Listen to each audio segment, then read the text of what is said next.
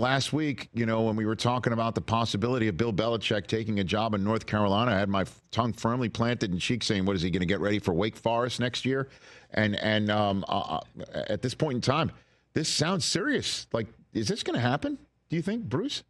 There's a very good chance it is, Rich. Our reporting at The Athletic yesterday was that he has been offered the job. The sides were not close on their terms. We've heard that it seems like they've gotten closer to making this happen. A couple things to keep in mind. So this has been a very unwieldy search by all our reporting. The Athletic has done a lot of digging into this, especially our Brendan Marks, who's covers North Carolina for us.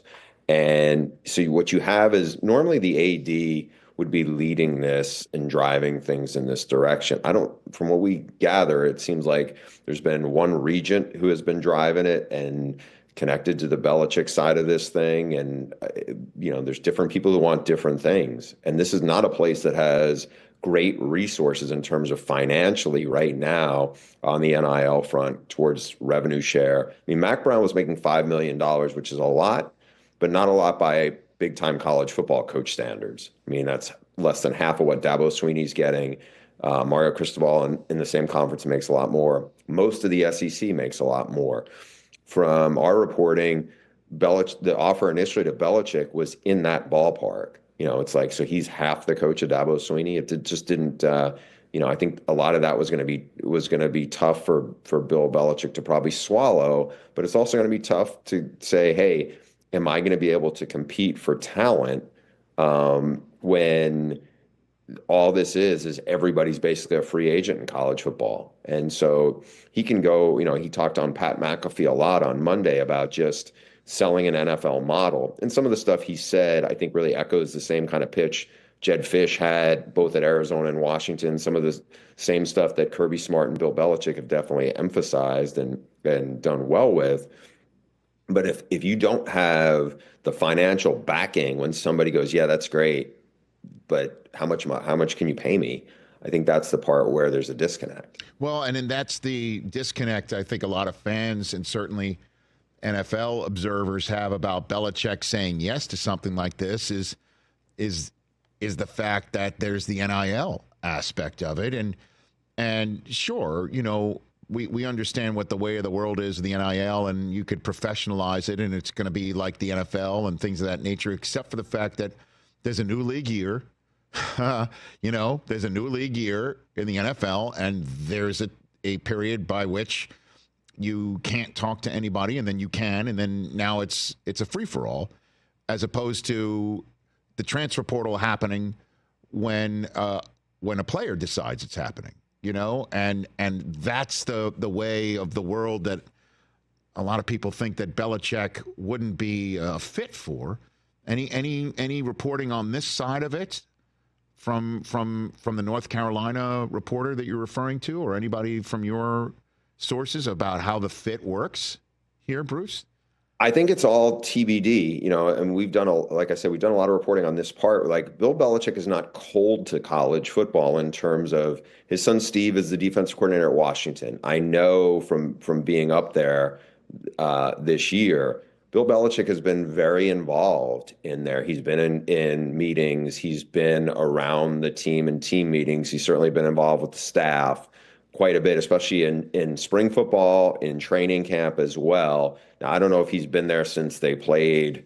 I heard he was there when they played Michigan. That was whatever it was, a month plus ago. Mm-hmm. But I don't know that. My understanding is he's not been around when it comes to any of the recruiting side of it. That's a different animal. The other thing is, you can talk about, and Belichick has talked about this some, certainly on McAfee, about understanding an NFL model and how it relates to now. This is closer to what college is. That, while there's some truth to that, you're not necessarily negotiating a lot with Drew Rosenhaus here and NFL accredited agents. Most of the people who are involved in this now, in terms of like the portal and who wants what, I mean, it doesn't. All you need basically is a cell phone and an internet connection to be an agent on the NFL, on the NIL side of things. And those are the people who are really kind of driving a lot of stuff there. And so it's very unwieldy once he were to get into it, if it in fact does happen, of how this would play out in terms of like managing that. The calendar is way different for college coaches than it is in the NFL. I mean, the NFL, it's obviously a longer regular season and it's more intensive. It's not like there's a 20-hour rule with your players. But when it gets to the off season, it's way different and it's way longer. And I know a lot of coaches who used to coach in college who are in the NFL who are like have a much better quality of life because they have an off season. You really don't have that if you're a college football coach. Now people can say, yeah, well, you're making $5-10 million, and that's true, but it's just a different reality. And so how he would actually take to it once he's doing it, So if he's doing it. not to put any words in your mouth, but I'm just trying to hear what you're saying. So you're saying this is a search or a negotiation that's occurring without the athletic director's, I guess, not involvement, but usually leading the search, right, or the negotiation, and that at this point in time, there's mutual interest, but the holdup might be money for the coach and also proof to the coach that there's enough money to compete on the front of name, image, and likeness to keep kids from hopping in the portal. Like, they're on a search for donor cash pretty much right now to make this happen, Bruce? Is that it? I think there's a lot of other things they've had to kind of marshal together in the last 36 hours. From my understanding, this started to trend in the direction towards Bill Belichick and got momentum on Sunday, and has picked up speed. But again, they were pretty far off of the things he felt like he needed to take this job. And so, there's a lot, it's just more complicated. Like when Jim Harbaugh came back from the NFL, when he left the 49ers, now again, he had been a college coach. He was really successful at San Diego and then certainly at Stanford. This is just a different time in terms of like how you got revenue sharing coming up this summer. You have certainly NIL on the portal and how it's managed, but it's all the things that kind of come with that.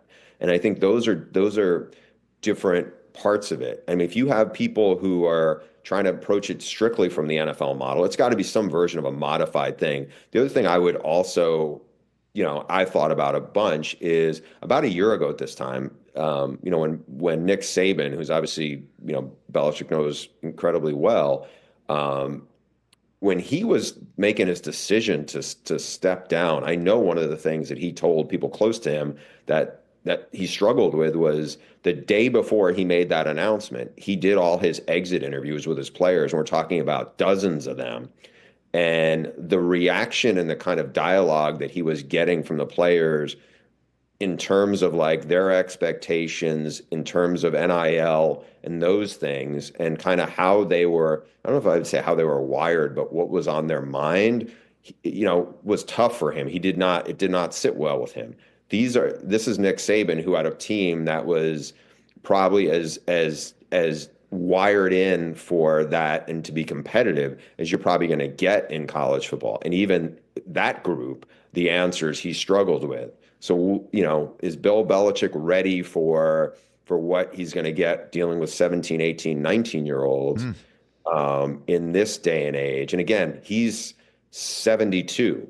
Obviously he's the greatest football coach in the history of the NFL, but he is in his 70s. I mean, there was an interesting parallel to this. Bill Walsh, who had won 3 Super Bowls with the 49ers, came back to Stanford, 30 years ago. He had a really good first year, but he finished in 3 years. He went 17 and like 2 or whatever, how many ties they had. And he was in his early 60s, not in his early 70s. And so this would be an interesting experiment if North Carolina ends up in this situation. And then the last one for you on this: is there any truth that he would, if he does it, he would line up his son to be his successor? That I've heard is not accurate. Okay. It wouldn't shock me if Steve Belichick ended up going with him. Sure. But to be the head coach and waiting down the road, that we've heard isn't accurate. in our reporting. Well, your best guess on when we'll find out yay or nay on Belichick is when? What do you think? Hopefully within the next 24 hours. Really? So it won't even this won't be in doubt for Heisman Trophy weekend. You think it'll be done? I would imagine if they're still kind of noodling around on the contract numbers by that long down the stretch, I would think that's a really bad sign. I would think it would have to be within the next 24 hours. I mean, for us to report yesterday at The Athletic that it was already been offered and they're still talking about it, usually those things don't take like a month to get sorted out. Catch the Rich Eisen Show every single day on the Roku Channel, 12 to 3 Eastern, for free.